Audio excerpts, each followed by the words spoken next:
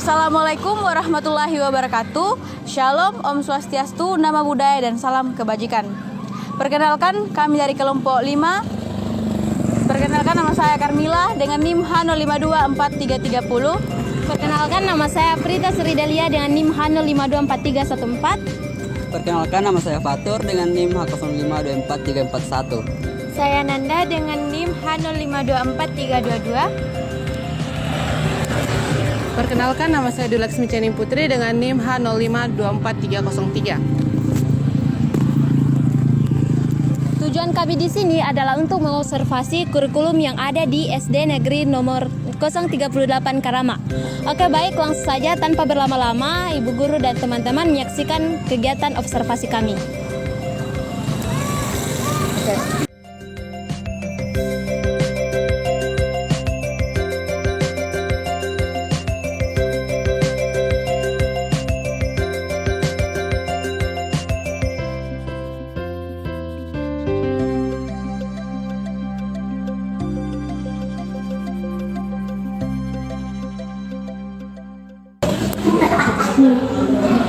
Jadi ada beberapa pertanyaan Ibu, kayak mungkin bisa. Jadi pertanyaan kurikulum yang ini Kurikulum Merdeka. terus program belajarnya bukan sekarang kayak ada program pelajaran sosial sama ada program belajaran Profil belajar sekarang saya masih belajar profil Pancasila. Masih Ya, belum diganti. belum diperlukan kan karena belum berinvestasi jadi untuk saat ini masih Kalau profil pelajar Pancasilanya digunakan semua? Yang enak? Hah? Yang enak? Iya, tergantung dari mata pelajarannya. Karena biasa ada yang cuma 5 saja, ada yang 4 kilo.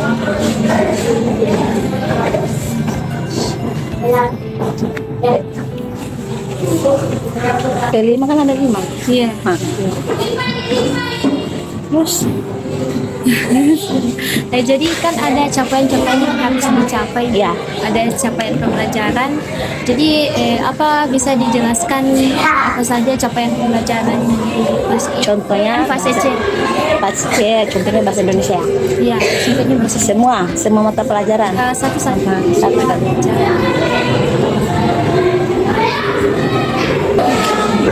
Oke. Contohnya pada pelajaran itu ada pencapaian pembelajarannya pada akhir fase peserta didik dapat menunjukkan pemahaman dan inklusi bilangan pada matikan ya.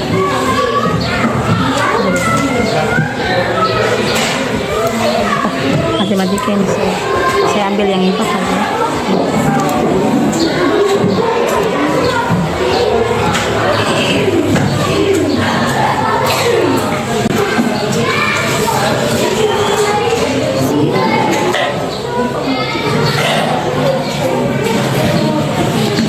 Saya ambil pas capaian pembelajarannya pada fase peserta didik diperkenalkan dengan sistem perangkat unsur saling terhubung satu sama lain dengan berjalan dengan aturan-aturan tertentu untuk menjalankan fungsi tertentu khususnya yang berkaitan dengan bagaimana alam dan kehidupan sosial saling berkaitan dalam kondisi kebinekaan. Peserta didik melakukan suatu tindakan, mengambil suatu keputusan atau menyelesaikan permasalahan yang berkaitan dengan kehidupan sehari-hari berdasarkan pemahamannya terhadap materi yang dipelajari.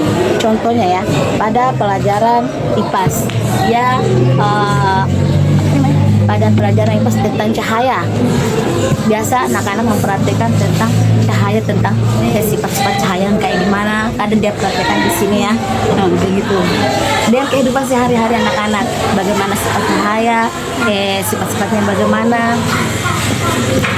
Jadi kan ini capaian pembelajaran Ibu diturunkan menjadi alur tujuan pembelajaran. Iya. Nah, bagaimana Ibu menurunkan tujuan pembelajarannya ini? Alur tujuan pembelajaran.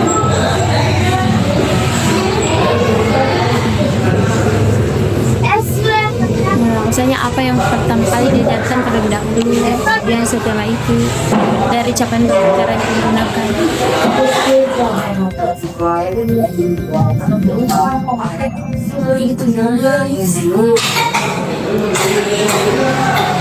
Ada.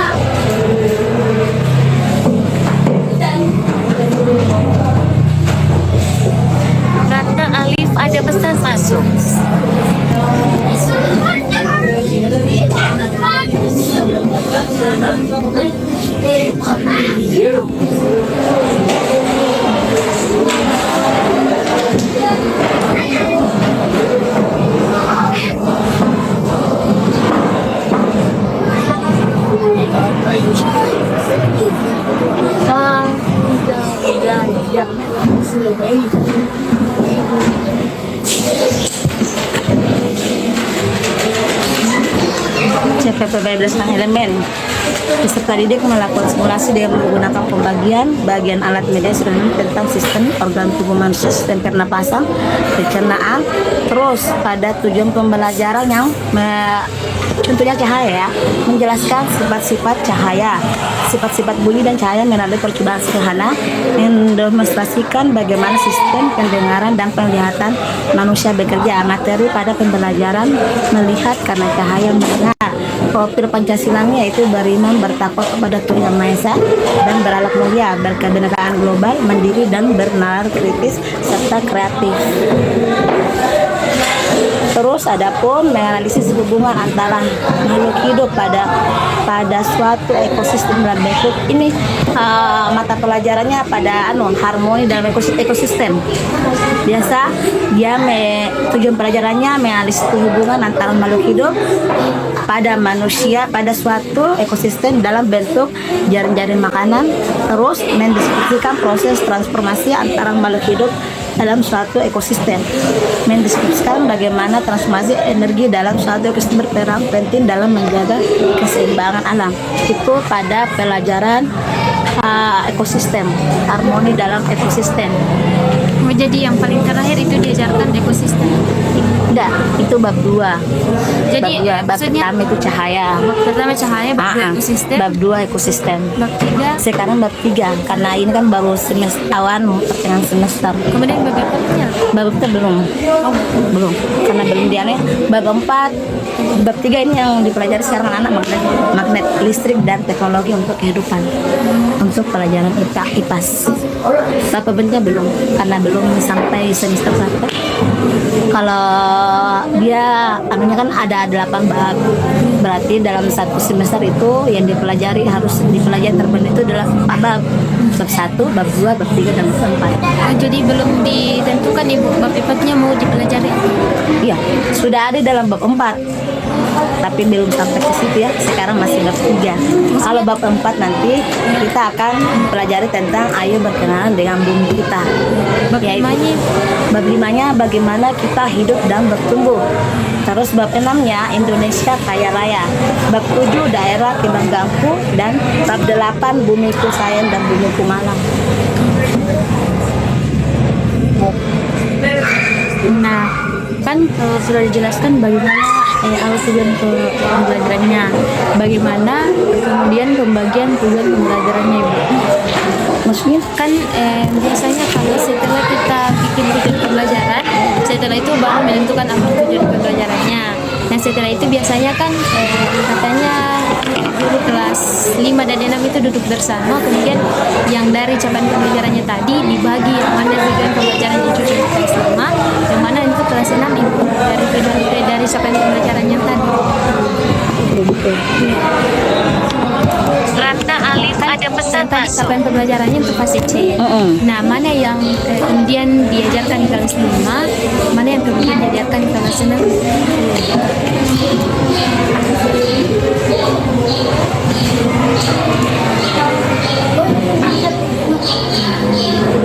untuk kelas 6 ada lagi, beda lagi. Capaian pembelajaran Ya tergantung dari apa namanya itu pelajarannya masing-masing. tapi maksudnya bukan ini capaian pembelajarannya untuk fase C. Nah, biasanya kan di dalamnya itu ada sudah dirangkum Bu yang kelas 5 dan kelas 6. Maksudnya kayak dari yang dosen jelaskan itu biasanya katanya guru kelas 5 dan kelas 6 itu duduk bersama, kemudian menentukan mana tujuan pembelajaran yang kira-kira cocok untuk kelas 5 dan mana yang cocok untuk kelas 6. tergantung mungkin mata pelajarannya, mungkin capaian pelajarannya sama, tapi itu kan beda-beda kan modul ajarnya, maksudnya beda-beda bukunya, otomatis modul ajarnya beda-beda juga, tujuan pembelajarannya beda-beda juga.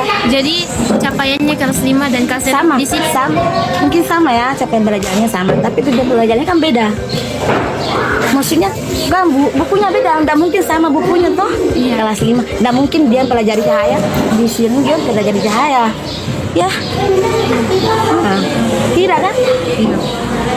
Capaian belajarnya sama, tapi tujuan pembelajarannya beda-beda semua, tergantung dari buku masing-masing. Jadi kalau tentukan itu tujuan pembelajarannya tidak sama bukunya kelas 5 dan kelas Beda, karena beda-beda buku. Capaiannya memang sama, tapi buku-bukunya kan beda. Tujuan pembelajarannya otomatis beda juga. Ya.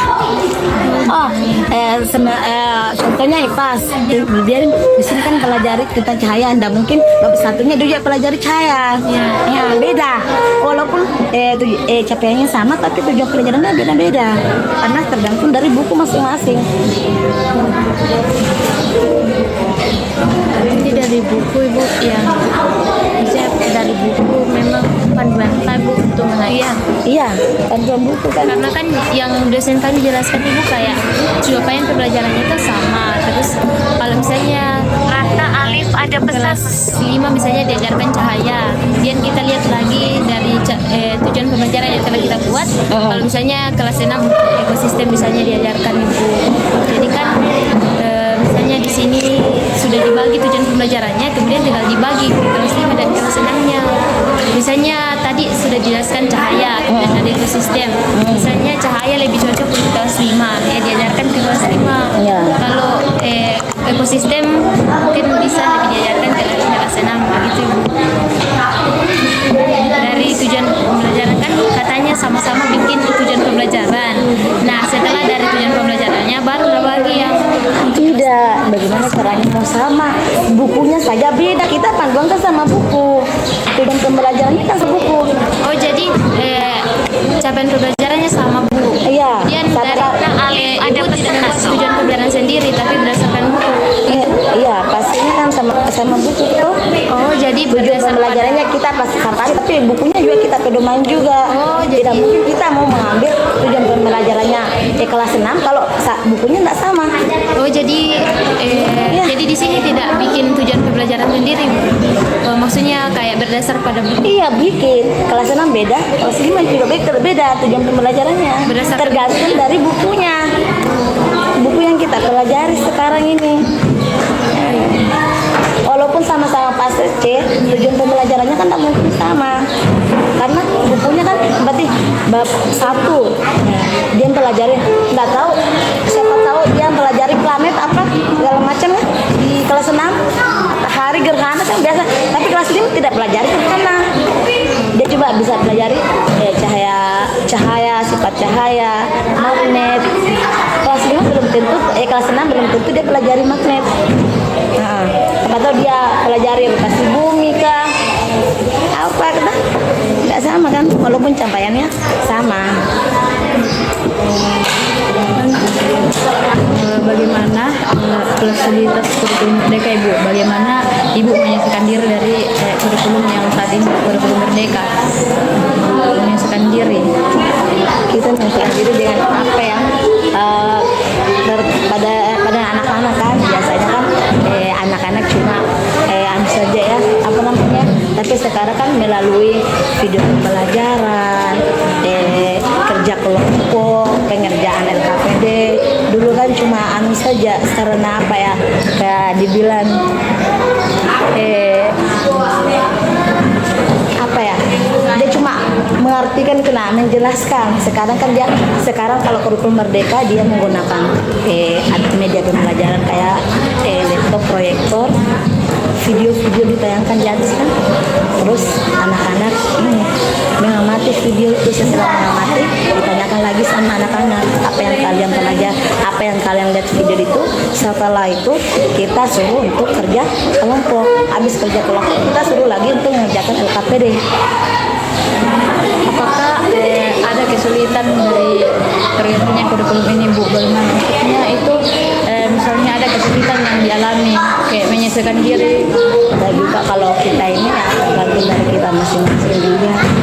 Kalau saya sendiri sih untuk kurikulum itu bagus ya, karena selain ini anak-anak juga bisa langsung melihat dengan video langsung ya, bisa video tentang pembelajaran yang ada di buku, bisa dia lihat tuh tanpa harus ini, bukan dia cuma lihat, cuma mendengarkan saja ya, cuma mendengarkan saja, dia juga cuma melihat video kejadian nyata yang ada di lingkungan sekitar ya, begitu.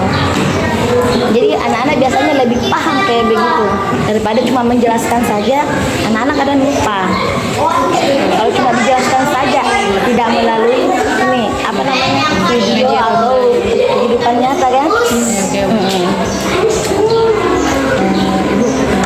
Apakah Ibu menggunakan pembelajaran diferensiasi? Kadang saya melakukan ikan diferensiasi biasanya melalui produk ya, proses biasa saya menggunakan konten, melalui konten ya. Contohnya biasa saya lakukan itu pada itu kayak tadi kan, melalui proses saya mengajak anak-anak untuk menonton itu kan termasuk konten sama ya. Saya mengajak anak-anak untuk menonton video. Habis menonton video, anak-anak mengamati video, bertanya dan mengamati video yang saya tayangkan tadi. Habis itu mereka saya suruh untuk melakukan kerja kelompok.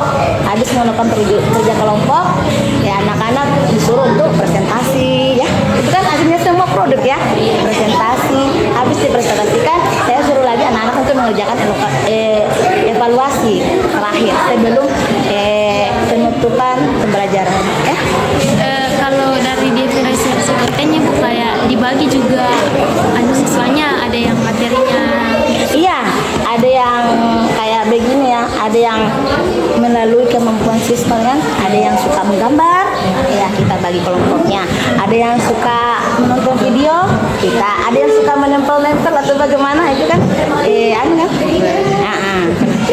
Kalau di sini ada pembagian materi berdasarkan tingkat kemampuannya Bu, kayak kalau ada yang setengah paham. Ya tergantung, biasanya saya kasih anak-anak yang tidak terlalu paham, saya kasih soal yang mudah. Kalau yang sudah ini saya biasa kasih soal yang agak-agak sulit ya, karena semua anak tidak mempunyai kemampuan yang sama. Ada yang lambat loading ya, kadang lambat loading, kadang di sini Bu saya sudah paham, sebelah lagi saya belum, bagaimana tadi kan bahasa di sini kan pakai bahasa Mandarin. Dapat mengerti kok ini nafsu cara anak, dapat mengerti kok. Yang satu mengerti apa? Ada yang cepat tangkap, ada yang kurang ini, jadi tidak sama. Biasanya pelajarannya saya ini biasa kalau yang ini saya kasih 5 atau 3 nomor, yang ini saya kasih 8. Materinya sama juga. Iya, materinya memang sama, tapi soalnya beda. Ada yang lebih gampang, ada yang susah. Bagaimana penyelenggaraan asesmen formatif? Asesmen formatif itu melalui LKPD. Kalau biasanya kalau kerja kelompok ya, saya menilai kerjasamanya, orang yang aktif di kerja, keaktifannya, kerjasamanya sama anak dalam kerja kelompok. Ada juga tanya jawab atau kuis. Biasa, saya tampilkan biasa kuis. Saya biasa pakai wall untuk menampilkan kuis. Saya juga kadang pakai Canva untuk kuisnya. Itu saya biasa pakai itu. Kalau prinsip atau pedoman dari penerapan kurikulumnya itu seperti apa? Kayak pedoman untuk menjalankan Kursinya kayak gimana? kayak misalnya kan ada tadi saya lihat prinsip-prinsip pendekatan deep learning.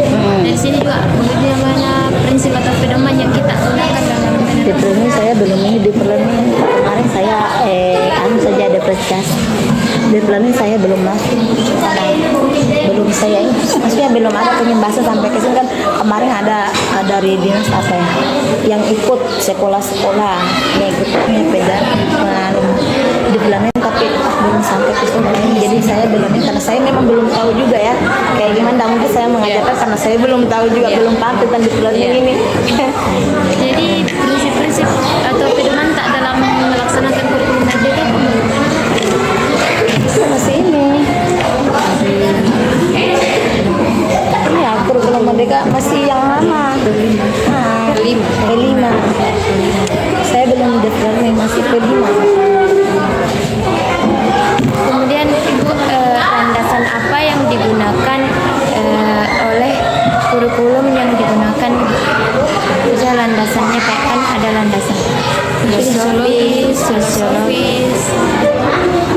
Kan biasa itu kayak ada landasan sosiologis yang berhubungan dengan masyarakat. Kemudian ada juga landasan kultural, yuridis yang kayak berhubungan dengan hukum. Mungkin berhubungan dengan ya alam ya. Iya, ada juga yang berhubungan dengan masyarakat, Ibu, berinteraksi dengan masyarakat. Kayak dia ya, kayak lingkungan sekitar ya. Biasa kalau anak-anak saya kasih tugas biasanya kan di PS, IPAS ada tentang menanyakan tentang budaya aku. Biasa saya tanya-tanya sama anak-anak, aku coba tanya sama teman kampung atau nenek-nenek kalian yang dahulu begitu. Biasa saya kayak begitu anak-anak ya. Coba cari tahu bagaimana dulu lingkungan di sini, bagaimana dulu keadaannya, apakah sama seperti dulu sekarang sama dulu sama gitu. Otomatis jawabannya kan beda, tidak sama kan. Jadi hampir semuanya digunakan ya. Iya. Landasan yuridis juga yang tentang hukum itu.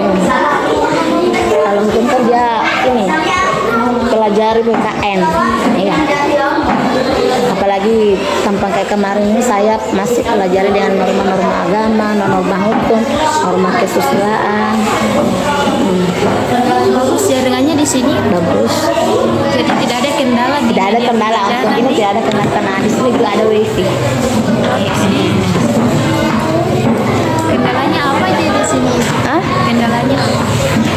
Cuma biasanya sih sumurnya belum terlalu ini ya, masih ini belum bersih. Itu saja. Kalau masalah wifi jaringan bagus. Kendala dalam menerapkan kurikulum merdekanya? Tidak ada. Karena semenjak anak-anak pelajari kurikulum merdeka lebih paham. Tapi kayaknya di sini masih pakai bahasa daerah. Iya, di sini masih pakai bahasa daerah, masih pakai panggil puang, bahasa anunya kan, pakai masih. Di sini masih bahasa daerah. Dalam kelas pakai bahasa daerah. Kalau saya mengajar, saya pakai bahasa Indonesia. Tapi kalau ada anak-anak yang belum paham tentang bahasa Indonesia, saya campur dengan bahasa Mandarin. Oh, masih ada yang belum paham bahasa Indonesia? Ada mungkin kelas 1, kelas 2 begitu. Tapi kalau kelas ini kan sudah paham semua tentang bahasa Indonesia. Mungkin sudah cukup itu. Mohon maaf diganggu. Tidak, sedang belajar. Tidak, sementara kan ini kan sekarang ke-5. Jadi saya suruh buat untuk menghias kelas. Ini baru sudah ditempel-tempel tadi. Karena ini kan belum terlalu dihias semua tuh. Saya suruh menghias kelas. Biasanya ke-5 saya suruh bikin apa karya-karyaan begitu kan. Tapi bilang saya dulu, saya bikin hias kelas dulu. Karena belum. Iya, ke-5.